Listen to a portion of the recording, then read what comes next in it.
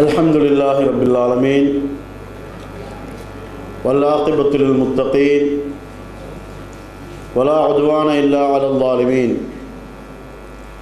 Wassalatu wassalamu ala ashrafil anbiya'i wal mursaleen Muhammadin sallallahu alayhi wa sallam Wa ala alihi wa sahbihi ajma'in amma ba'd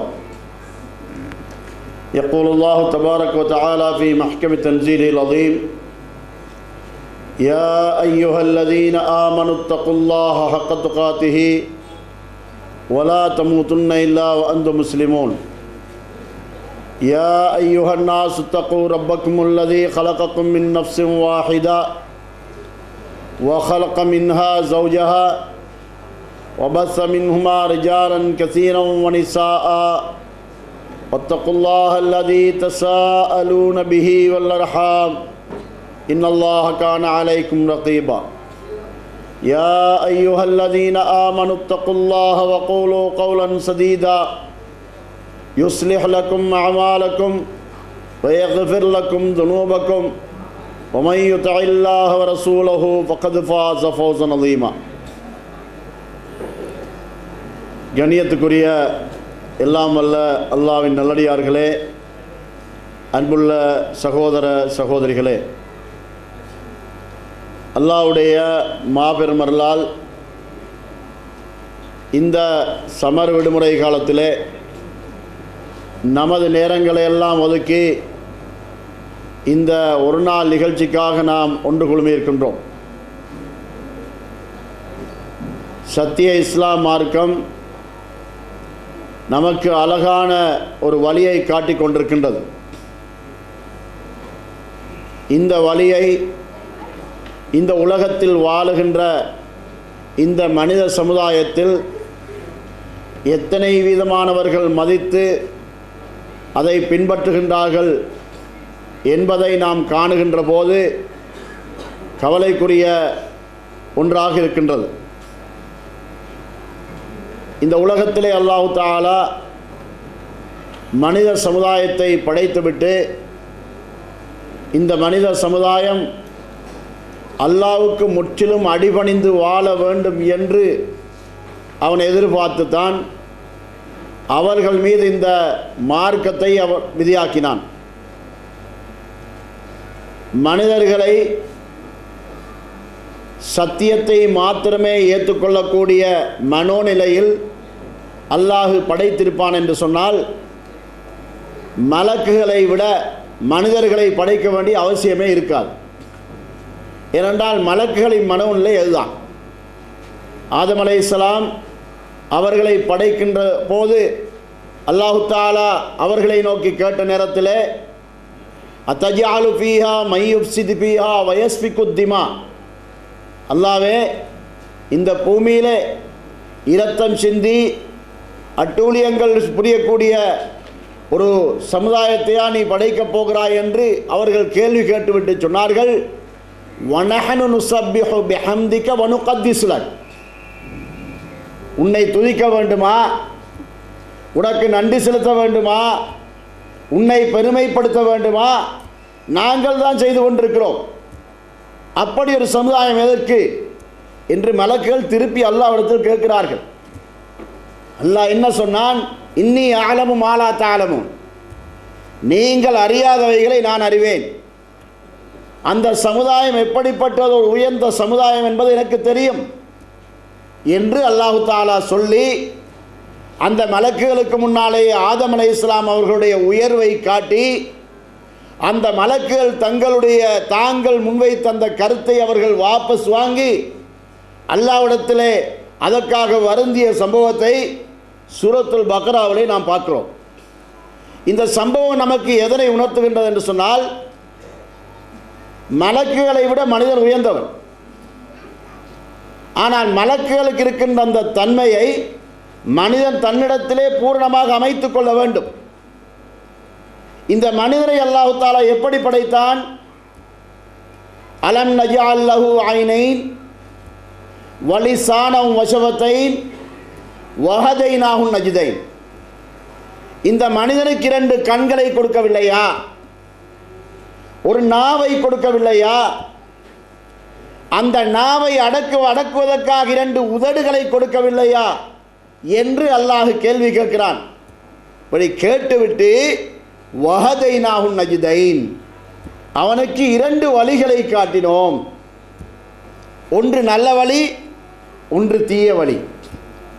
இந்த மனிதன் எப்பொழுது உயர்வடைகிறான் என்றால், இந்த 2 வழிகளில் அவனுடைய மனம் விரும்பி நல்ல வழியை தெரிவு செய்து கொள்கின்ற போது அப்பொழுதுதான் அவன் உயர்வடைகின்றான். அதனைத்தான் அல்லாஹ் எதிர்பார்க்கிறான். வெறுமனே அவனுக்கு நல்லவைகளை ஏற்றுக்கொள்கின்ற மனோநிலையை மாத்திரம் கொடுத்து வணங்க வைக்க வேண்டிய தேவை இல்லை. அதை ஏற்கனவே மலக்குகள் செய்து கொண்டிருக்கிறார்கள். அவர்களை விட வித்தியாசமான ஒரு படைப்பை படைக்க வேண்டும் என்பதற்காகத்தான் அல்லாஹ் தஆலா மனிதனை இந்த நிலையில் படைத்தான். தபாரக்கல்லே சூராவின் 2வது வசனத்திலே அல்லாஹ் என்ன சொல்கிறான்? ஹலக்கல் மௌத்த வல் ஹயாத்த லியப்லுவக்கும் ஐயுக்கும் அஹ்சனு அமலா. உங்களிலே நற்செயல் புரிகின்றோர் யார் என்பதை சோதித்து பார்ப்பதற்காகத்தான் வாழ்க்கையையும் அதைத் தொடர்ந்து வருகின்ற மரணத்தையும் அல்லாஹ் படைத்துள்ளான்.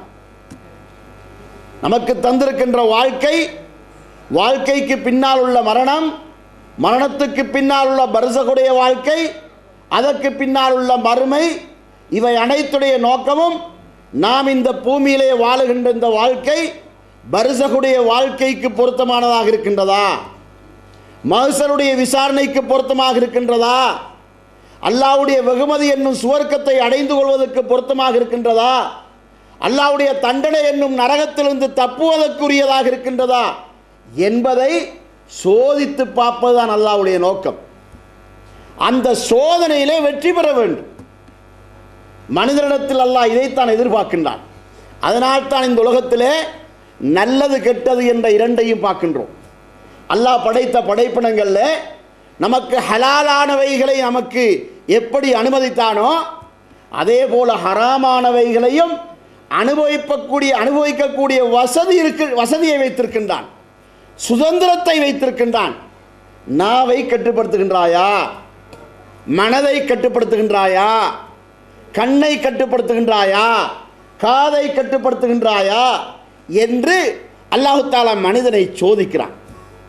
சகோதரர்களே, அல்லாஹு தஆலா மனிதனுக்கு சூட்டியிருக்கின்ற பெயர் என்ன? முஸ்லிம். முஸ்லிம் என்பதற்கு அர்த்தம் என்ன? நம்மில் எத்தனை பேருக்கு தெரியும்? முஸ்லிம் என்று நிறைய பேர் சொல்லிக் கொள்கின்றார்கள், எல்லோரும் சொல்லிக் கொள்கின்றார்கள். முஸ்லிம் என்று தன்னை சொல்லிக்கொள்ளாத யாரும் இல்லை. முஸ்லிம் என்று சொல்லிக் கொள்கின்றவர்களுக்கு அந்த சொல்லுக்கு அர்த்தம் தெரியுமா? 4 எழுத்து முஸ்லிம் என்பதற்கு. மீம் சீன் லாம் மீம், அவ்வளவுதான். இந்த முஸ்லிம் என்ற சொல்லுக்கு அர்த்தம் அடிபணிகிறவன். அடிபணிகிறவன் என்றால் இந்த மனிதன் எப்படி அடிபணிய வேண்டும்? இந்த மனிதனுடைய ஒவ்வொரு உறுப்பும் அல்லாஹ்வுக்கு அடிபணிய வேண்டும். அதுதான் அடிபணிதல். மனிதன் அடிபணிவதென்றால் அவனுடைய கண் அல்லாஹ்வுக்கு அடிபணிய வேண்டும், அவன் விரும்புகின்றவாறு நல்லதை பார்க்க வேண்டும். காது அல்லாஹ்வுக்கு அடிபணிய வேண்டும், அவன் விரும்புகின்றவாறு நல்லதை கேட்க வேண்டும். கை அல்லாஹ்வுக்கு அடிபணிய வேண்டும், கால் அல்லாஹ்வுக்கு அடிபணிய வேண்டும். இதே போல இந்த உள்ளம் அல்லாஹ்வுக்கு அடிபணிய வேண்டும். இந்த உள்ளம் அல்லாஹ்வுக்கு அடிபணிவதன் மூலமாகத்தான் அவன் நன்மைகளை மாத்திரம் செய்ய முடியும், தீமைகளை செய்யாமல் இருக்க முடியும். அவனுடைய மூளையும் அவனுடைய உள்ளமும் 2ம் ஒன்றுக்கொண்டு உதவியாக இருந்து நல்லவைகளை உணர்ந்தால், நல்லவைகளை சிந்தித்தால், நல்ல வழியில் நடக்க வேண்டும் என்று முடிவெடுத்தால் அவனுடைய கண் நல்லதை பார்க்கும், காது நல்லதை கேட்கும், கை நல்லதை பிடிக்கும், கால் நல்லதின்பால் நடக்கும். இந்த ஒவ்வொரு உறுப்பும் நன்மையை செய்து கொண்டிருக்கும் என்பதற்கு இந்த உள்ளமும் இந்த மூளையும் தான் இவனுக்கு காரணமாக இருந்து கொண்டிருக்கின்றது. ரசூலுல்லாஹி ஸல்லல்லாஹு அலைஹி வஸல்லம் அவர்கள் என்ன சொன்னார்கள்? அலா இன்ன ஃபில் ஜஸதி முதுகத்தன், ஒவ்வொரு உடம்பிலும் ஒவ்வொருவருடைய உடம்பிலும் ஒரு சதை துண்டு இருக்கின்றது. இதா சலுஹத் சலுஹல் ஜஸது குல்லுஹு வ இதா ஃபஸதத் ஃபஸதல் ஜஸது குல்லுஹு. அது நல்லதாகினால் முழு உடம்பும் நல்லதாகிவிடும், அது கெட்டுவிட்டால் அது முழு உடம்பும் கெட்டுவிடும். அலா வஹியல் கல்ப், அதுதான் உள்ளம் என்று நபி ஸல்லல்லாஹு அலைஹி வஸல்லம் சொல்லி காட்டுகின்றார்கள். சகோதரர்களே, அதனால் அல்லாஹ் தஆலா இந்த உலகத்திலே நாம் வாழுகின்ற நம்முடைய வாழ்க்கையை நமக்கு சுதந்திரமான ஒரு வாழ்க்கையாக வைத்திருக்கின்றான். இந்த வாழ்க்கையிலிருந்து நாம் நல்லதை தேடிக்கொள்கின்றோமா என்று நம்மை சோதிக்கின்றான். நாம் இந்த உலகத்தில் இருக்கின்ற நம்முடைய சோதனைகளை பல வகையிலே பார்க்கின்றோம்.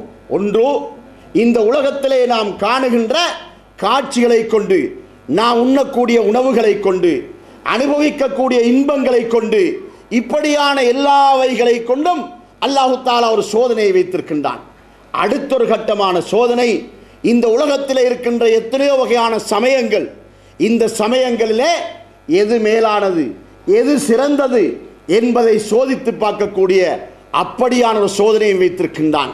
அதிலும் மிகப்பெரிய ஒரு சோதனை என்னவென்றால், இஸ்லாம் இருக்கின்றது பாருங்கள். இஸ்லாத்திலே இருக்கின்ற முஸ்லிம்களுக்கு இஸ்லாம் காட்டுகின்ற வழி எது சரியான வழி என்பதை சோதித்து பார்க்கக்கூடிய ஒரு சோதனையும் அல்லாஹு தஆலா வைத்திருக்கின்றான். சகோதரர்களே, திருமறை குர்ஆன் 57வது அத்தியாயத்தின் 20வது வசனத்திலே அல்லாஹு தஆலா சொல்லி காட்டுகின்றான். இஅலமு அன்னமல் ஹயாத்துத் துன்யா லஐபுன் வலஹுன் வஸீனத்துன் வதஃபாஹுரும் பைனக்கும் வதகாசுரும் ஃபில் அம்வாலி வல் அவுலாதி கமஸலி கைஸின் அஅஜபல் குஃபார நபாத்துஹு சும்ம யஹீஜு ஃபதராஹு முஸ்ஃபர்ரன் சும்ம யகூனு ஹுதாமா வஃபில் ஆகிரத்தி அதாபுன் ஷதீத் வமல் ஹயாத்துத் துன்யா இல்லா மதாஉல் குரூர். இந்த வசனத்திலே அல்லாஹு தஆலா என்ன சொல்லி காட்டுகிறான் பாருங்கள். நீங்கள் அறிந்து கொள்ளுங்கள், இந்த உலக வாழ்க்கை என்பது வெறும் விளையாட்டு, வீண் வேடிக்கை. வத்தஃபாஹுரும் பைனக்கும், உங்களுக்கு மத்தியிலே ஒருவருக்கொருவர் பெருமை அடித்துக் கொள்ளக்கூடியதாக இந்த உலக வாழ்க்கை இருந்து கொண்டிருக்கின்றது. அது மாத்திரமல்ல, வத்தகாசுரும் ஃபில் அம்வாலி வல் அவுலாத், பிள்ளை குட்டிகளையும் சொத்து சுகங்களையும் அதிகப்படுத்த வேண்டும், பெருக்கிக் கொள்ள வேண்டும் என்ற ஆசையையும் அது ஊட்டிக் கொண்டிருக்கின்றது. இதுதான் இந்த உலகம். அல்லாஹ் சொல்லி காட்டுகின்றான். இப்படியான இந்த உலகத்திலே அல்லாஹு தஆலா நமக்கு ஒரு சோதனையை தந்திருக்கின்றான். இவைகளுக்கு நீங்கள் அடிமைப்பட்டால், இந்த உலகத்துக்கு அடிமைப்பட்டால், இந்த உலகத்தின் செல்வங்களுக்கு அடிமைப்பட்டால் அதன் மூலமாக என்ன கிடைக்கப் போகின்றது? இதற்கு அல்லாஹு தஆலா ஒரு உதாரணம் சொல்லி காட்டுகின்றான். இந்த உலக வாழ்க்கைக்கு அல்லாஹு தஆலா உதாரணம் சொல்லும் போது ஒரு விவசாயி செய்கின்ற விவசாயத்தை அல்லாஹ் இங்கே உதாரணம் காட்டுகின்றான். அவன் விவசாயம் செய்கின்ற போது அந்த பயிர்கள் எல்லாம் அதனுடைய ஆரம்ப கட்டம் பசுமையாக இருக்கின்றது, பார்ப்பதற்கு பசுமையாக இருக்கின்றது. அது பசுமையாக இருக்கின்ற அந்த பயிர்கள் எல்லாம் அப்படியே வளர்ந்து அறுவடை காலம் வருகின்ற அந்த காலத்துக்கு பின்னால் அது மஞ்சளாகி அதற்கு பின்னால் சருகுகளாகி மாறிவிடுகின்றன. இதுதான் உலகம். அல்லாஹ் சொல்கின்றான், நீங்கள் இந்த உலகத்திலே வாழுகின்ற போது இந்த உலகம் ஒரு நிரந்தரமானது போல் உங்களுக்கு விளங்கும். ஆனால் இந்த உலக வாழ்க்கை உங்களுக்கு ஒரு நாளைக்கு முடிவடைந்து விடப் போகின்றது. எந்தோ ஒரு நாள் உங்களுக்கு மௌத்து வரப்போகின்றது. மௌத்து வந்ததுக்கு பின்னால் எது நடக்கப் போகின்றது தெரியுமா? எப்படி அந்த பசுமையான பயிர்கள் எல்லாம் காய்ந்த சருகுகளாக மாறிவிட்டனவோ அதே போலதான் உங்களுடைய வாழ்க்கையும் மாறிவிடப் போகின்றது. இப்படியான இந்த உலகத்துக்காக உங்களை நீங்கள் அர்ப்பணிப்பீர்கள் என்று சொன்னால் வஃபில் ஆகிரத்தி அதாபுன் ஷதீத், மறுமை நாளையிலே இவர்களுக்கு கடுமையான வேதனை காத்து கொண்டிருக்கின்றது. வமல் ஹயாத்து துன்யா இல்லா மதாஉல் குரூர், இந்த உலக வாழ்க்கை வெறும் ஏமாற்றமான ஒரு வாழ்க்கையை தவிர வேறில்லை என்று அல்லாஹ் இந்த ஆயத்தை முடிக்கின்றான். சகோதரர்களே, இந்த மாநாட்டின் கரு என்ன? ஐன ததுஹபூன், எங்கே போகிறீர்கள் என்பதுதான் இந்த கரு. இந்த கருவில் என்ன சொல்லப்படுகின்றது? எங்கே போகிறீர்கள் இந்த வார்த்தை திருமறை குர்ஆனின் 61வது அத்தியாயத்தின் 26வது வசனம். இந்த வசனத்துடைய தொடரில் 27வது வசனத்தில் அல்லாஹ் தஆலா என்ன சொல்கிறான் தெரியுமா? இன்ஹுவ இல்லா திக்ருல் லில் ஆலமீன், நீங்கள் போவதற்கு பொருத்தமான ஒரு வழியை உங்களுக்கு காட்டுவதற்கு அல்லாஹ் தஆலாவுடைய திருமறை குர்ஆன் இருந்து கொண்டிருக்கின்றது. உலகத்தார்களுக்கு உபதேசமாகிய அல் குர்ஆன் உங்களுக்கு முன்னால் இருந்து கொண்டிருக்கின்றது. இதன் மூலமாகத்தான் நீங்கள் செல்லுகின்ற பாதைகளை அமைத்துக் கொள்ள வேண்டும் என்று அல்லாஹ் இந்த வசனத்திலே சொல்லி காட்டுகின்றான். சகோதரர்களே, அல்லாஹ் தஆலா நாமெல்லாம் நடப்பதற்கு நமக்கு ஒரு வழியை காட்டி தந்திருக்கின்றான்.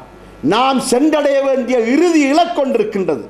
அந்த இலக்கு தான் மறுமை வாழ்க்கையிலே அல்லாஹ்வுடைய வெகுமதியை பெற்று சுவர்க்கத்தை அடைவதுதான் அந்த இலக்கு. அந்த இலக்கை அடைகின்ற வரைக்கும், அந்த இலக்கை அடைவதற்கு இந்த உலகத்தில் என்னென்ன தியாகங்களை செய்ய வேண்டுமோ அந்த தியாகங்களை செய்து அந்த இலக்கை அடைய வேண்டும் என்றுதான் அல்லாஹ் எதிர்பார்க்கின்றான். ஆனால் அந்த வாழ்க்கைக்கு அந்த வழியிலே நாம் செல்லுகின்ற போது இடையிலே சில தடைகள் இருக்கின்றன. அந்த தடைகளை நாம் நீக்கிக் கொண்டுதான் நாம் அந்த இலக்கை அடைய வேண்டியிருக்கின்றது. அந்த தடைதான் அல் ஹயாத்து துன்யா, இந்த உலக வாழ்க்கை. அல்லாஹ் தஆலா இந்த வசனத்தில் என்ன சொல்லி காட்டுகின்றான்? 57வது அத்தியாயத்தின் 20வது வசனத்தில் அல்லாஹ் என்ன சொல்லி காட்டுகின்றான்?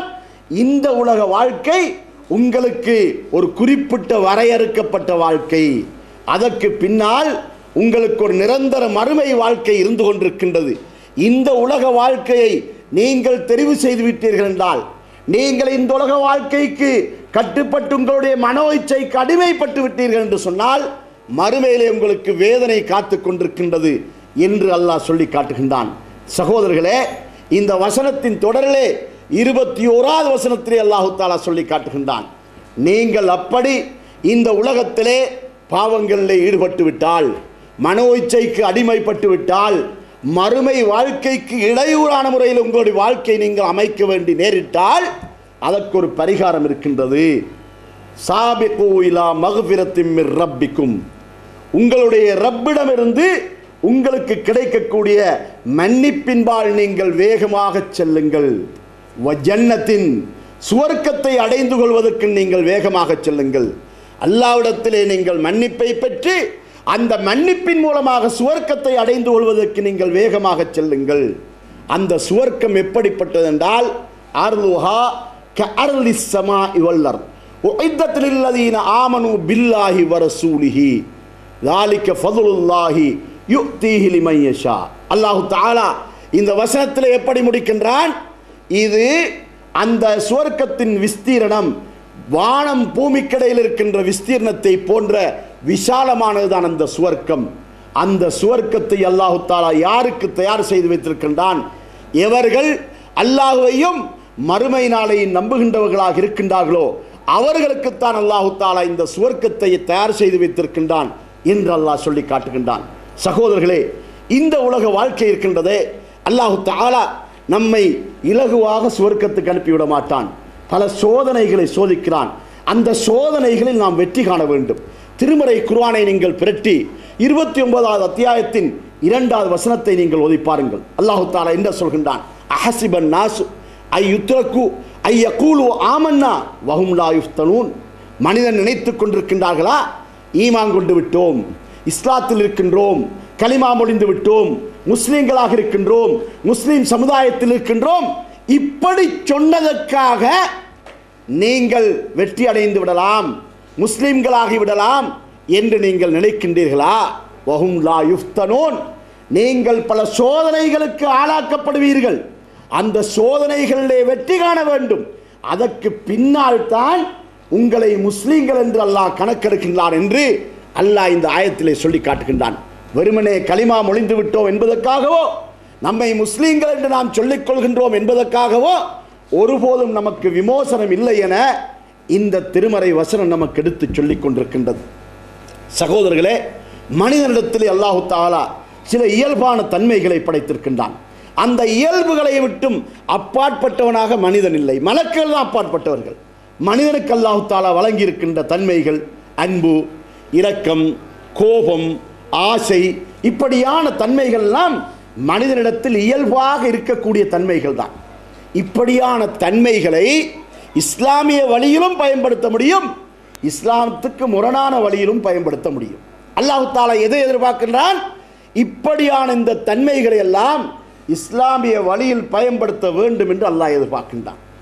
ஆசை என்பது மனிதனிடத்தில் இருக்கக்கூடிய இயல்பான ஒரு தன்மை.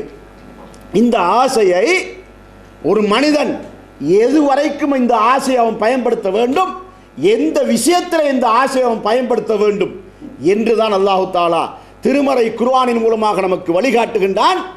இந்த உலக வாழ்க்கைக்கு நீங்கள் கட்டுப்பட்டு விட வேண்டாம், இந்த உலக வாழ்க்கைக்கு நீங்கள் மயங்கி விட வேண்டாம் என்று அல்லாஹ் சொல்லிவிட்டு இந்த உலகத்தை அல்லாஹ் படைத்ததும், இந்த உலகத்திலே மனிதனை படைத்ததும், மனிதனுக்கு இந்த உலகத்திலே இந்த வாழ்க்கையை கொடுத்ததும் எதற்காக வென்றால், சுவர்க்கத்துக்கு தகுதியான ஒருவனாக இந்த மனிதன் தன்னை தயார்படுத்திக் கொள்ள வேண்டும் என்பதற்காகத்தான் அல்லாஹ் தஆலா இந்த பூமியிலே மனிதனுக்கு வாழ்க்கையை கொடுத்திருக்கின்றான். அதனால இந்த பூமியிலே காணுகின்றவைகளை எல்லாம் அனுபவித்துத்தான் ஆக வேண்டும் என்று நாம் ஆசை வைத்து விடக்கூடாது. சகோதரர்களே, ரசூலுல்லாஹி ஸல்லல்லாஹு அலைஹி வஸல்லம் அவர்கள் 2 விஷயங்களை சொல்லி காட்டுகின்றார்கள். ஹுஜிபத்தில் ஜன்னத்து பில் மக்காரி வஹுஜிபத்தின் நாரு பிஷ்ஷஹவாத். அல்லாஹ் தஆலா சுவர்க்கத்தையும் அலங்கரித்து வைத்திருக்கின்றான், நரகத்தையும் அலங்கரித்து வைத்திருக்கின்றான். சுவர்க்கத்தை எப்படி அலங்கரித்தான்? மனிதனுடைய மனம் ஏற்றுக்கொள்ளாத, விருப்பமில்லாத காரியங்களை கொண்டு அல்லாஹ் சுவர்க்கத்தை அலங்கரித்து வைத்திருக்கின்றான். அது என்ன? இஸ்லாம் மனிதனுக்கு போடுகின்ற கட்டுப்பாடுகள் மனிதனுக்கு விருப்பமில்லை. பொய் சொல்லாதே, நேர்மையாக நடக்க வேண்டும், மோசடி செய்யக்கூடாது, அளவை நிறுவையில் நேர்மையாக நடக்க வேண்டும், அடுத்த வீட்டானோடு நீதமாக நடக்க வேண்டும். இப்படி மனிதனுக்கு போடுகின்ற இந்த கட்டுப்பாடுகள் இருக்கின்றனவே, இந்த கட்டுப்பாடுகள் சில நேரத்தில் மனிதனுக்கு மனசுக்கு தாங்க முடியாம வெறுப்பை ஏற்படுத்துகின்றது. அதனால இஸ்லாம் என்னென்ன கட்டுப்பாடுகள் எல்லாம் மனிதனுக்கு போடுகின்றதோ அந்த கட்டுப்பாடுகளை அவனுடைய மனோ இச்சை ஏற்றுக்கொள்வதில்லை. அதனால தான் நபி ஸல்லல்லாஹு அலைஹி வஸல்லம் சொன்னார்கள், மனோ இச்சை இருக்கின்றதே, இந்த மனோ இச்சையை பற்றி சொல்லும்போது என்ன சொல்கின்றார்கள்? சுவர்க்கம் என்பது மனம் விரும்பாத சில காரியங்களை கொண்டு அலங்கரிக்கப்பட்டிருக்கின்றது. ஆனால் நரகம் எப்படிப்பட்டது என்றால், அது மனது ஏற்றுக்கொள்ள, மனது ஆசைப்படக்கூடிய, ஆசை வைக்கக்கூடிய காரியங்களை கொண்டு நரகம் அலங்காரம் செய்யப்பட்டிருக்கின்றது. அல்லாஹ் எவைகளை எல்லாம் கூடாது என்று தடுத்தானோ, நபி ஸல்லல்லாஹு அலைஹி வஸல்லம் அவர்கள் எவைகளை எல்லாம் கூடாது என்று தடுத்தார்களோ அவைகளை மனம் விரும்புவதை பார்க்கின்றோம். ஹராமானவைகளை மனம் நாடுவதை பார்க்கின்றோம். அல்லாஹ் தடுத்தவைகளின்பால் மனம் விரும்பி செல்லக்கூடியவைகளை பார்க்கின்றோம். இப்படி இந்த மனதுடைய நிலைமையை அல்லாஹு தஆலா வைத்திருக்கின்றான். அதனால இந்த மனதை கட்டுப்படுத்தி, அல்லாஹ்வுக்கு முற்றிலும் கட்டுப்பட்டு மனோ இச்சைக்கு வழிபடாமல் அல்லாஹ்வுக்கு வழிபடக்கூடியவனாக இருந்தால் அவனுக்குத்தான் சுவர்க்கம், அவனுக்குத்தான் மறுமையில் வெற்றி. ரசூலுல்லாஹி ஸல்லல்லாஹு அலைஹி வஸல்லம் அவர்கள் இந்த அர்த்தத்தின் அடிப்படையிலே இந்த ஹதீஸை நமக்கு சொல்லி காட்டுகின்றார்கள். சகோதரர்களே, நமக்கெல்லாம் படிப்பினை ஊட்டக்கூடிய சில நிகழ்ச்சிகள் கடந்த காலத்திலே நடைபெற்றிருப்பதை பார்க்கின்றோம். நீங்கள் சூரத்துல் ஆராஃபை ஓதி பாருங்கள். சூரத்துல் ஆராஃபிலே 175 176 வசனங்களிலே அல்லாஹு தஆலா பல்ஆம் இப்னு பாஊர் என்று சொல்லக்கூடிய ஒருவனுடைய ஒரு நிகழ்ச்சி அல்லாஹு தஆலா சொல்லி காட்டுகின்றான். இந்த பல்ஆம் இப்னு பாஊர் என்பவர் பனு இஸ்ராயேல் காலத்திலே வாழ்ந்தவர். இவர் எப்படிப்பட்டவர் என்று சொன்னால், அவர் அல்லாஹ்விடத்திலே ஒரு நல்ல மனிதராக இருந்தார், நல்லடியாராக இருந்தார். ஆனால் அவர் மனோ இச்சைக்கு வழிபட்டதன் மூலமாக அவர் அல்லாஹ்வுக்கு மாறு செய்ய நிகழ்ந்தது. அதன் மூலமாக அவர் இஸ்லாத்தை விட்டு முர்த்தத்தாக மாறினார். அவர் முர்த்தத்தாகவே மரணித்தார். இவரை பற்றி அல்லாஹு தஆலா இந்த 2 வசனங்களில் சொல்லி காட்டுகின்றான். வத்லு அலைஹிம் நபஅ அல்லதி ஆத்தைனா, அதாவது நாம் ஆத்தைனாஹு ஆயாத்தினா, எங்களுடைய அத்தாட்சிகளை நாம் கொடுத்த அவரை பற்றி நீர் கொஞ்சம் அவர்களுக்கு ஓதி காட்டும் என்று அல்லாஹு தஆலா சொல்லிவிட்டு, இந்த மனிதர் என்ன செய்தார்? அவர் அஹ்லத இலல் அர்தி வத்தபஅ ஹவா, அவன் இந்த பூமியை ஒரு நிரந்தரமான வசிப்பிடம் போல கருதி மனோ இச்சைக்கு வழிபட்டான் என்று அல்லாஹு தஆலா சொல்லி காட்டுகின்றான். யார் இவர்?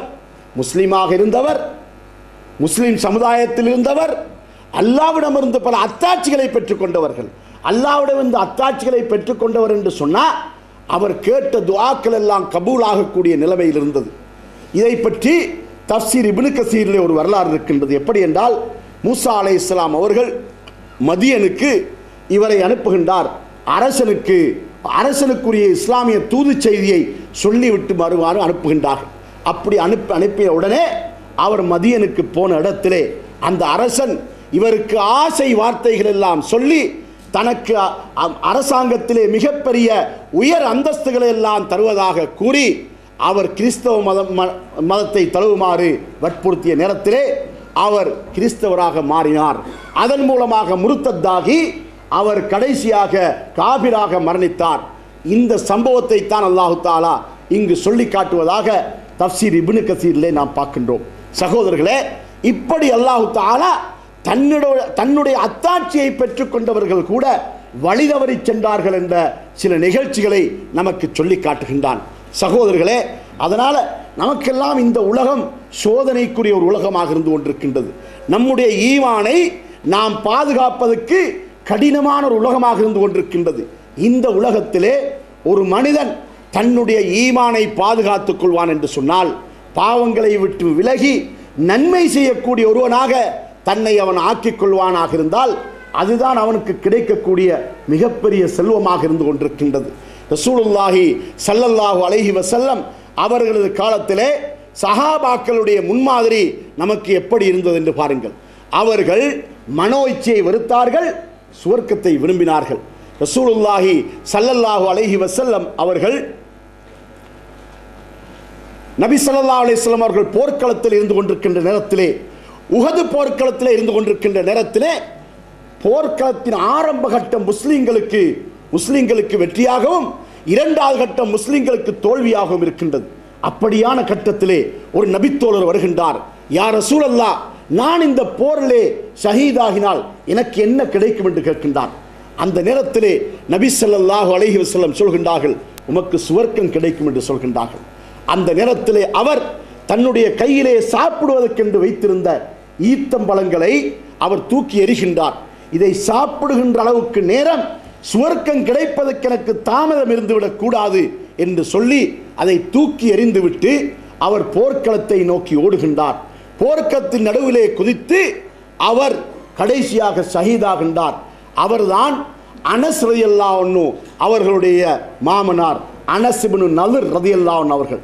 இவர் போர்க்களத்தை நோக்கி ஓடிக்கொண்டிருக்கின்ற நேரத்திலே முஆத் இப்னு ஜபல் ரலியல்லாஹு அன்ஹு அவர்கள் கேட்கின்றார்கள், அனஸே எங்கே ஓடுகின்றாய் என்று கேட்கின்றார்கள். அப்பொழுது அவர் என்ன சொன்னார்?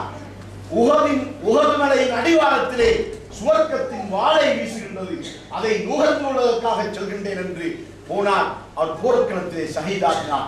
சஹாபாக்கள் இளம் வயதோடு இருந்த நேரத்திலும் கூட அவர்கள் ஏன் ஷஹாதத்தை விரும்பினார்கள் என்று சொன்னால், அவர்களுக்கு தெரியும் அடுத்த கட்டம் அவர்களுக்கு கிடைப்பது சுவர்க்கம் என்று. ஏனென்றால் அல்லாஹ் தஆலா சொல்லிவிட்டான், அதாவது வலா தகூலு லிமன் யுக்தல் ஃபீ ஸபீலில்லாஹி அம்வாத் பல் அஹ்யாஉன் வலாக்கின் லா தஷ்குரூன். நீங்கள் அல்லாஹ்வுடைய பாதையிலே வெட்டப்பட்ட ஷஹீதுகளை மரணித்தவர்கள் நீங்கள் நினைத்து விட வேண்டாம். ஆனால் அவர்கள் உயிரோடு தான் இருந்து கொண்டிருக்கின்றார்கள், அதை நீங்கள் உணர முடியாதவர்களாக இருக்கின்றீர்கள் என்று அல்லாஹ் தஆலா சூரத்துல் பக்ராவிலே சொல்லி காட்டுகின்றார். இப்படி அல்லாஹ் தஆலா என்னென்ன வெகுமதிகளை தருவதாக வாக்களித்திருக்கின்றானோ, அல்லாஹ் தஆலா உங்களுடைய என்னென்ன வெகுமதிகளை தருமாறு வாக்களித்திருக்கின்றானோ அந்த வெகுமதிகளை அடைந்து கொள்ளக்கூடிய ஒரே ஆவலோடு அந்த சஹாபாக்கள் தங்களுடைய வாழ்நாளை கழித்திருக்கின்றார்கள். அதனால அவர்களுக்கு மறுமையின் மீது இருந்த அந்த ஆசை இருக்கின்றதே, அந்த ஆசையோடு ஒப்பிடும்போது இந்த உலகத்தை அவர்கள் துச்சமாக மதித்தவர்களாக இருந்தார்கள். ரசூலுல்லாஹி ஸல்லல்லாஹு அலைஹி வஸல்லம் அவர்களுக்கு நடைபெறக்கூடிய ஒரு நிகழ்ச்சியை பாருங்கள். ஒரு சந்தர்ப்பத்திலே அவர்களுக்கும் அவர்களுடைய மனைவிமார்களுக்கும் இடையில் ஏற்பட்ட ஒரு மனக்கசப்பினால ஒரு மாத காலமாக நபி ஸல்லல்லாஹு அலைஹி வஸல்லம் அவர்கள் தங்களுடைய மனைவிமார்களை விட்டு கொஞ்சம் ஒதுங்கி இருந்தார்கள். அவர்கள் நேரத்துக்கு பள்ளிவாசலுக்கு போய் ஜமாத்து தொழுவார்கள், இமாமத்து செய்வார்கள், அவர்கள் வந்து தனிமையாகி விடுவார்கள். அவர்களுடைய தனிமையிலிருந்து அவர்களுக்கு இடையூறு செய்வதற்கு எவரையும் உள்ளே நுழைய விடக்கூடாது என உசாமா ரலியல்லாஹு அன்ஹு அவர்களை வாசல்லே நியமித்திருந்தார்கள். அவர்கள் அந்த ஒரு மாதமும் நபி அவர்களுக்கு காவல் காத்து கொண்டிருக்கின்றார்கள். இப்பொழுது உமர் ரலியல்லாஹு அன்ஹு அவர்கள் நபிகளாரை சந்திக்க வேண்டும் என்பதற்காக வருகின்றார்கள். இந்த உமர் யார்? உமருடைய மகள் ஹப்ஸா நாயகியையும் நபி ஸல்லல்லாஹு அலைஹி வஸல்லம் மணந்திருக்கின்றார்கள். நபி அவருடைய மனைவிமார்களில் ஹப்ஸா நாயகியும் ஒரு பெண்.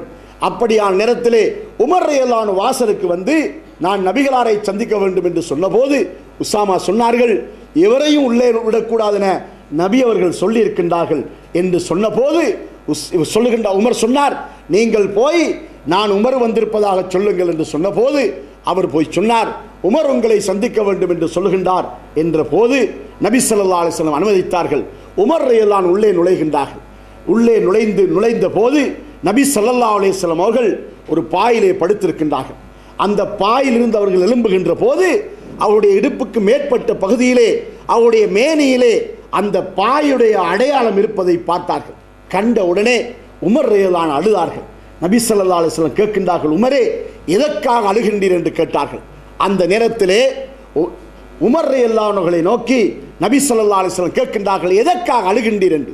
உமர் ரலியல்லாஹு அன்ஹு சொல்கின்றார்கள், நபியே, அயல் நாட்டு மன்னர்கள் எல்லாம் பஞ்சனை மெத்தை மேல் படுத்துக்கொண்டு அவர்கள் சுகமாக வாழ்ந்து கொண்டிருக்கின்றார்கள். அசத்தியத்தில் வாழுகின்ற அவர்களுக்கு அந்த சுகமான வாழ்க்கை. ஆனால் சத்தியத்திலே வாழுகின்ற உங்களுக்கு இப்படிப்பட்ட ஒரு நெருக்கமான வாழ்க்கையா என்பதை கண்டு நான் அஞ்சித்தான் அழுகின்றேன் என்று சொன்னார்கள். அப்பொழுது நபி ஸல்லல்லாஹு அலைஹி வஸல்லம் சொன்னார்கள், உமரே, உமக்கு கொஞ்சம் கூடுதலாக விஷயம் தெரியும் நினைத்தேன், ஆனால் அது போதாது. நீர் நினைத்தது போல அந்த மன்னர்கள் இருக்கின்றார்களே, அவர்களுக்கு இந்த உலகத்தில் தான் அவர்கள் அனுபவிக்க வேண்டும். மறுமையில் அவர்களுக்கு எந்த பங்கும் கிடையாது. மறுமை வாழ்க்கையிலே அவர்களுக்கு எந்த விதமான பங்கும் அவர்களுக்கு கிடையாது. அதனால் அவர்களுக்கு அனுபவிக்க வேண்டியவைகள் எல்லாத்தையும் இந்த உலகத்தில் அனுபவித்து விட வேண்டும். ஆனால் எங்களுக்கோ இந்த உலகத்து வாழ்க்கை நிரந்தரமான வாழ்க்கை அல்ல, சொற்பகால வாழ்க்கை என்று நபி ஸல்லல்லாஹு அலைஹி வஸல்லம் உமர் ரலியல்லாஹு அன்ஹுவுக்கு விளக்கம் அளிக்கின்றார்கள். அல்லாஹ்வுடைய நல்லடியார்களே, அன்புள்ள தோழர்களே, அல் குர்ஆன் 22வது அத்தியாயத்தின் 47வது வசனத்தை ஓதி பாருங்கள். அல்லாஹ் தஆலா சொல்கின்றான், வைன்ன யௌமன் ஐந்த ரப்பிக கல்ஃபி சனத்தின் மிம்மா தஅதுன், உங்களுடைய கணிப்பின்படி உள்ள 1000 வருடங்கள் அல்லாஹ்விடத்தில் ஒரே ஒரு நாளாகும் என்று அல்லாஹ் தஆலா சொல்லி காட்டுகின்றான். அப்படிப்பட்ட அந்த குறுகிய ஒரு வாழ்க்கை தான் நாம் வாழுகின்றோம்.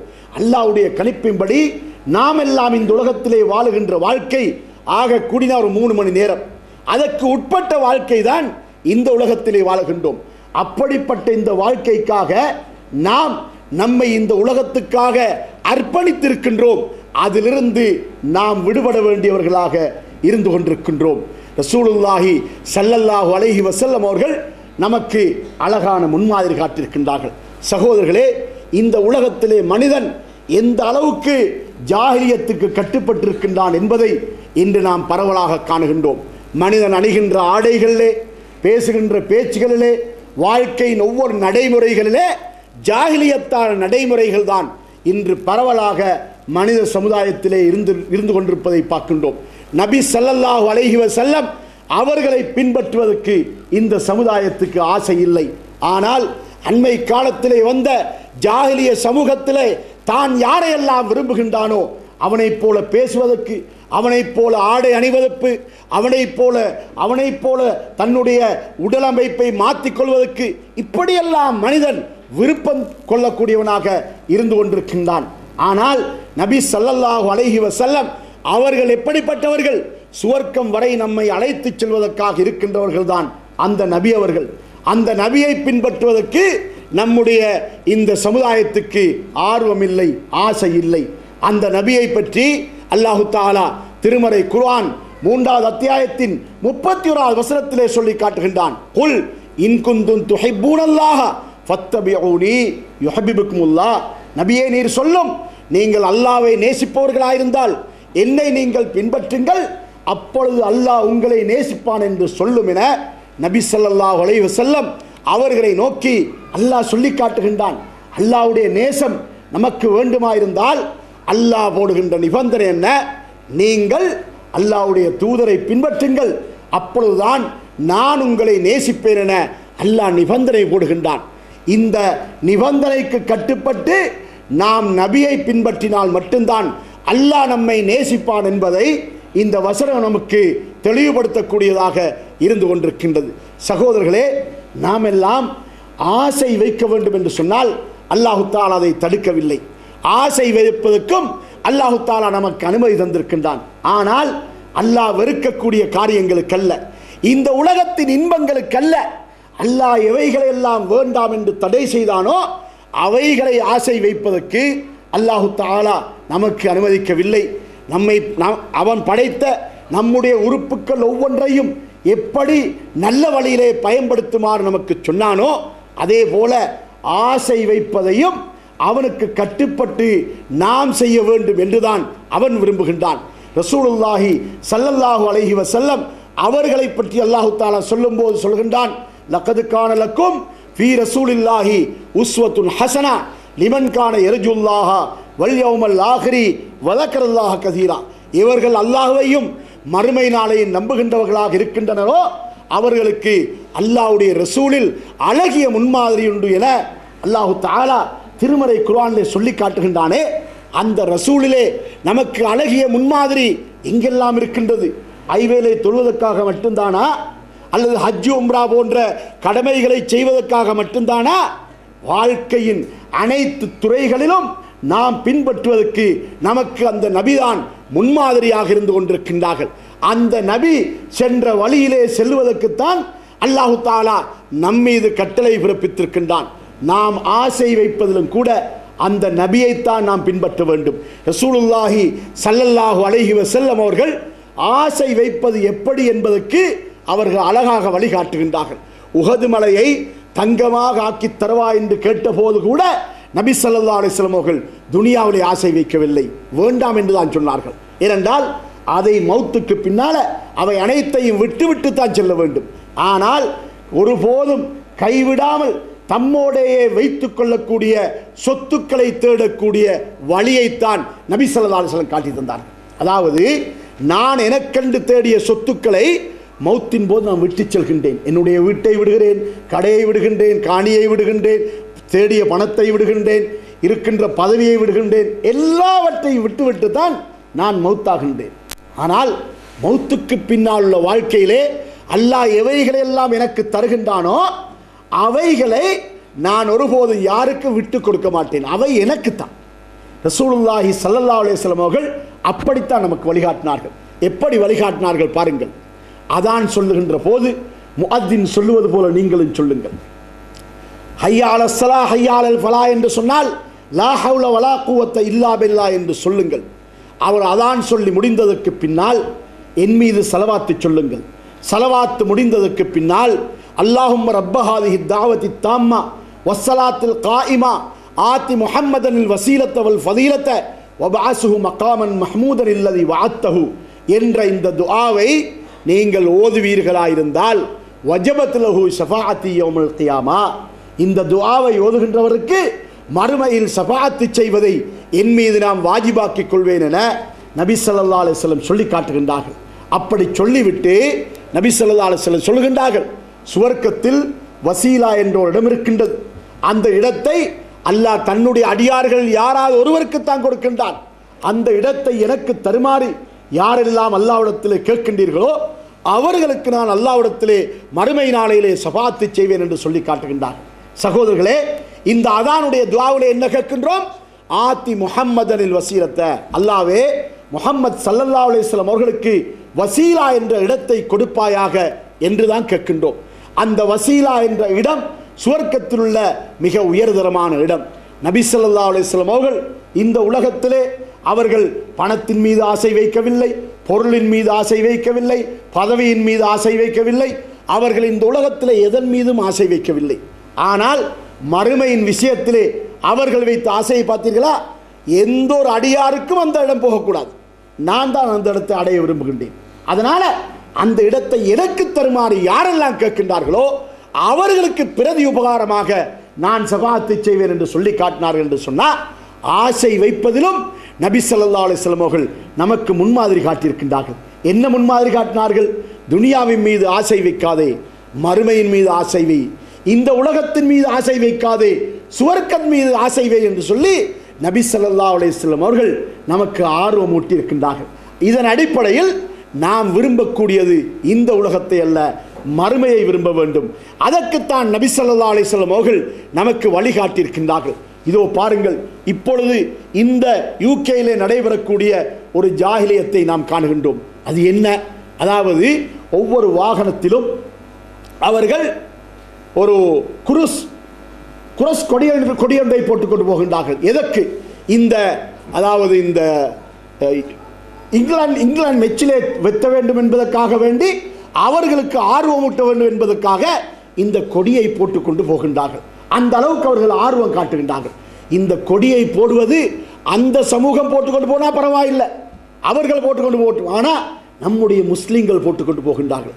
இந்த கொடியுடைய வரலாறு உங்களுக்கு தெரியுமா? இந்த கொடியுடைய அடையாளத்தை வைத்துக் கொண்டுதான் முஸ்லிம்களுக்கு எதிராக சிலுவை யுத்தம் செய்தார்கள். அந்த சிலுவை யுத்தத்துக்கு போட்ட அந்த அடையாளத்தை தான் இவர்கள் நாட்டு கொடியாக வைத்துக் கொண்டிருக்கின்றார்கள்.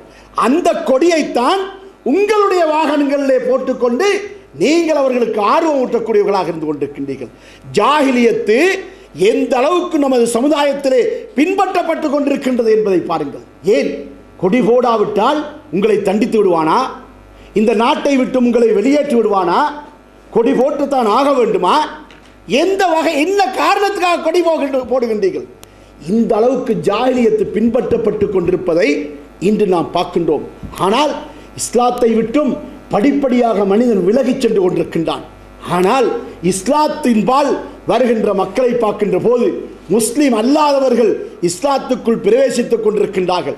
முஸ்லிம்கள் இஸ்லாமிய நடைமுறையிலிருந்து வெளியேறி சென்று கொண்டிருக்கின்றார்கள்.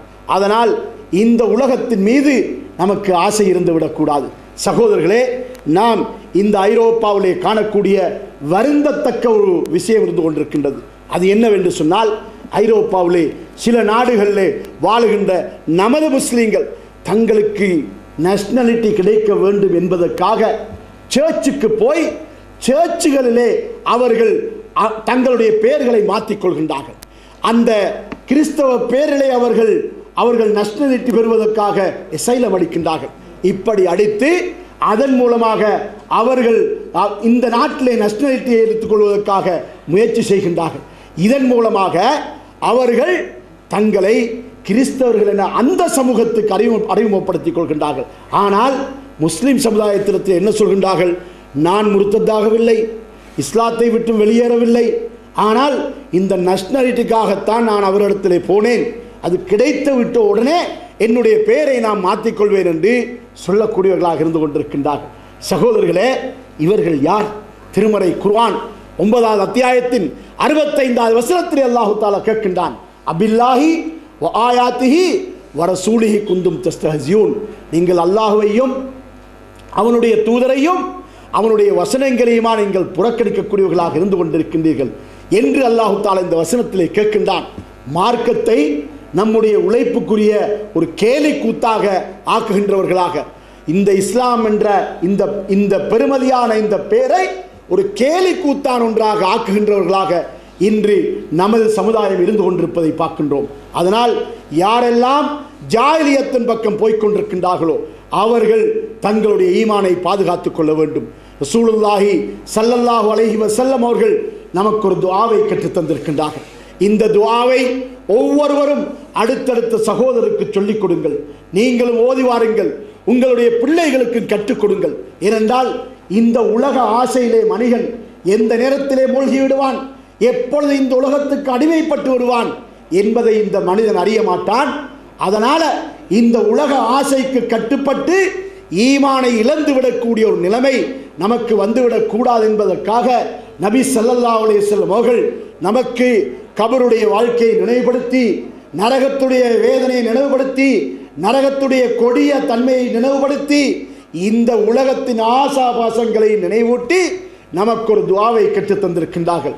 ரசூலுல்லாஹி ஸல்லல்லாஹு அலைஹி வஸல்லம் அவர்கள் இந்த துஆவை தொழுகையிலே இன்னக ஹமீதும் மஜீத் என்று அத்தஹியாத்திலே இன்னக ஹமீதும் மஜீதுக்கு பின்னால் தவறாமல் ஓதி வருவார்கள் என ஆயிஷா நாயகி அறிவிக்கின்றார்கள்.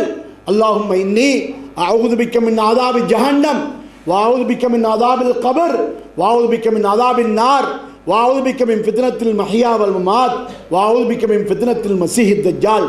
4 வகையான ஃபித்னாக்களை விட்டும் நபி ஸல்லல்லாஹு அலைஹி வஸல்லம் அவர்கள் அல்லாஹ்விடத்திலே பாதுகாவல் தேடாமல் அவர்கள் சலாம் கொடுக்க மாட்டார்கள் என ஆயிஷா நாயகி சொல்லுகின்றார்கள். அல்லாஹ்வே, கபருடைய நரகத்தின் வேதனையை விட்டும் உன்னிடத்தில் பாதுகாவல் தருகின்றேன், கபருடைய வேதனையை விட்டும் உன்னுடைய பாதுகாவல் தருகின்றேன். இந்த உலக வாழ்க்கையின் சோதனை, மறுமையின் இந்த உலக வாழ்க்கையின் சோதனை, மௌத்தின் போது ஏற்படக்கூடிய சோதனை ஆகியவைகளை விட்டும் உன்னிடத்தில் பாதுகாவல் தருகின்றேன். தஜ்ஜாலுடைய வருகையின் போது ஏற்படக்கூடிய சோதனையை விட்டும் உன்னிடத்தில் பாதுகாவல் தேடுகிறேன் என நபி ஸல்லல்லாஹு அலைஹி வஸல்லம் அவர்கள் இந்த துஆவை ஓதியிருக்கின்றார்கள். இந்த துஆவிலே நாம் அறிந்து கொள்ள வேண்டிய முக்கியமான பகுதி என்ன? இங்கு நரக வேதனை நினைவூட்டப்படுகின்றது, நரகத்தை விட்டும் பாதுகாப்பு தேடப்படுகின்றது. கபர் வேதனை நிறைவேற்றப்படுகின்றது, கபரை விட்டும் பாதுகாவல் தேடப்படுகின்றது. அது மாத்திரமல்ல, இந்த உலக வாழ்க்கையின் போது ஏற்படக்கூடிய சோதனைகளை விட்டும் பாதுகாப்பு தேடப்படுகின்றது. இந்த உலக வாழ்க்கையிலே ஈமானுக்கு எதிரான எந்த வகையான சோதனைகள் வந்தாலும் அந்த சோதனைகளை விட்டும் நபி ஸல்லல்லாஹு அலைஹி வஸல்லம் பாதுகாப்பு தேடக்கூடியவர்களாக இருந்திருக்கின்றார்கள்.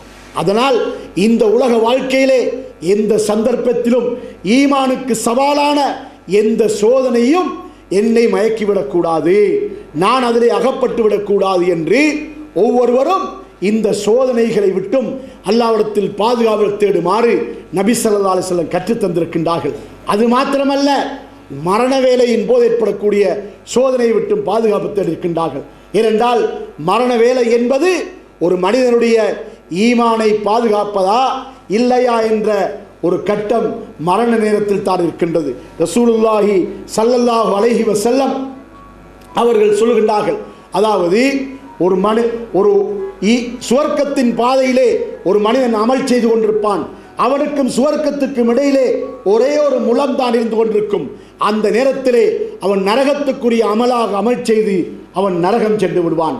அதே போல இன்னும் ஒருவன் நரகத்துக்குரிய அமலாக அமல் செய்து கொண்டிருப்பான், அவனுக்கும் நரகத்துக்கும் இடையிலே இன்னும் ஒரு முலம் தூரம் தான் இருக்கும். அவன் சுவர்க்கத்துக்குரிய அமலாக செய்து மரணத்தை தழுவி சுவர்க்கம் சென்று விடுவான் என நபி ஸல்லல்லாஹு அலைஹி வஸல்லம் சொன்னார்கள். சகோதரர்களே, ஒரு முக்கியமான ஒரு நற்செய்தியை உங்களுக்கு நினைவூட்டுகின்றேன். அதாவது லெஸ்டர்லே நடைபெற்ற ஒரு சம்பவம். 90 வயது நிரம்பிய ஒரு மாது, ஒரு தாய், அவ கிறிஸ்தவ பெண்ணாக இருந்தார். அந்த பெண்ணுடைய பக்கத்து வீட்டில் இருந்தவர்கள் முஸ்லிம்களாக இருந்தார்கள். அந்த முஸ்லிம்கள் இந்த தாயை பக்கத்து வீட்டாரை எப்படி கவனிக்க வேண்டுமோ அதே முறைப்படி, உரிய முறைப்படி அவர்களை பராமரித்து கவனித்து வந்த காரணத்தினால் அந்த பெண் தனது 90வது வயதிலே நோய்வாய்ப்பட்டு வைத்தியசாலையிலே அனுமதிக்கப்பட்டிருந்தார். அந்த நேரத்திலே கடந்த 10ஆம் திகதி தன்னுடைய குடும்பத்தாரை அழைத்து, அதே போல் அந்த பக்கத்து வீட்டாரை அழைத்து தான் இஸ்லாத்தை தழுவ வேண்டும் என்று சொல்லி அவ இஸ்லாத்தை தழுவுறான். இஸ்லாத்தை தழுவி 2 நாட்கள் தான் உயிர் வாழ்கிறான். வியாழக்கிழமை இஸ்லாத்தை தழுவுறா, சனிக்கிழமை மௌத்தாகிறான். அல்லாஹ் தஆலா அந்த பெண்ணுக்கு கொடுத்த பாக்கியத்தை பாருங்கள். இதுதான் மரண வேளையின் போது ஏற்படக்கூடிய சோதனை என்பது இதுதான். அந்த நேரத்திலே அந்த பெண்ணுக்கு இந்த பாக்கியம் கிடைக்கின்றது. ஏன்? 90 வயதானதற்கு பின்னால் தான் இஸ்லாத்தை தழுவ வேண்டும் என்ற ஆர்வம் ஒரு பெண்ணுக்கு வருகின்றது என்று சொன்னால் அதற்கான காரணம் என்ன? பக்கத்து வீட்டாருக்கு செய்ய வேண்டிய கடமைகளை அவர்கள் உரிய முறையிலே செய்தார்கள். இஸ்லாத்துடைய பண்பு அந்த பெண்ணை கவர்ந்தது. அவன் மௌத்தாகின்ற நேரத்திலே ஈமானோடு மௌத்தாகுவார். அது மாத்திரமல்ல, அவர் அந்த இடத்திலே தன்னுடைய குடும்பத்தாருக்கு முன்னால ஒரு வசியத்து செய்து எழுதுகிறார். எப்படி எழுதுகிறார்? நான் மௌத்தாகிவிட்டால் என்னுடைய மையத்தை முஸ்லிம் பள்ளிவாசலுக்கு கொண்டு போய் தொழுவித்து விட்டு இஸ்லாமிய நடைமுறைப்படி அடக்கம் செய்ய வேண்டும் என்று அந்த இடத்திலே அவர் வாக்குறுதியும் கொடுக்கின்றார். இந்த ஒரு பாக்கியம் அந்த பெண்ணுக்கு கிடைக்கின்றது என்று சொன்னால் நம்முடைய மௌத்துடைய நிலைமை எப்படி இருக்கும் என்பது நமக்கு தெரியாது. அதனால்தான் ரசூலுல்லாஹி ஸல்லல்லாஹு அலைஹி வஸல்லம் அவர்கள் நமக்கு ஒரு முக்கியமான துஆவை கற்றுத் தந்தார்கள். அல்லாஹும்ம யா முகல்லிபல் குலூப் சப்பித் கல்வி அலா தீனிக். உள்ளங்களை புரட்டுகின்ற நாயனே, என்னுடைய உள்ளத்தை உனது மார்க்கத்தில் உறுதிப்படுத்துவாயாக என்று நபி ஸல்லல்லாஹு அலைஹி வஸல்லம் துஆ கேட்டிருக்கின்றார்கள். இந்த துஆவை பாடமிட்டுக் கொள்ளுங்கள். எங்கெங்கெல்லாம் இந்த துஆவை நீங்கள் துஆக்கள் கேட்பீர்களோ அங்கு இந்த துஆவை நீங்கள் கேட்டுக்கொள்ளுங்கள். அது மாத்திரமல்ல, குறிப்பாக கியாமுல் லைல்களிலே சுஜூதுகளிலே கேட்கின்ற துஆக்களிலும் கூட இந்த துஆவை மறந்து விடாதீர்கள். அல்லாஹும்ம யா முகல்லிபல் குலூப் சப்பித் கல்வி அலா தீனிக். அல்லாஹும்ம யா முகல்லிபல் குலூப் சப்பித் கல்வி அலா தீனிக். உள்ளங்களை புரட்டுகின்ற நாயனே, என்னுடைய உள்ளத்தை உனது மார்க்கத்தில் ஸ்திரப்படுத்துவாயாக, உறுதிப்படுத்துவாயாக என்ற இந்த துஆவை நபி அவர்கள் நமக்கு கற்றுத்தந்தார்கள். இந்த துஆவை கேட்போம், உறுதியுடன் வாழ்வோம். அதே நிலையிலே மௌத்து வரைக்கும் வாழ்ந்து மரணிப்பதற்கு வல்ல ரஹ்மானிடத்திலே பிரார்த்தனை புரிந்து கொண்டிருப்போம். வஆகிரு தஅவானா அனில் ஹம்துலில்லாஹி ரப்பில் ஆலமீன். அகூலு கௌலி ஹாதா ஃபஅஸ்தக்ஃபிருல்லாஹல் அஸீம் லீ வலக்கும் வல் ஜமீஇல் முஸ்லிமீன வல் முஃமினீன மின் குல்லி தம்பின் ஃபஸ்தக்ஃபிரூஹு இன்னஹு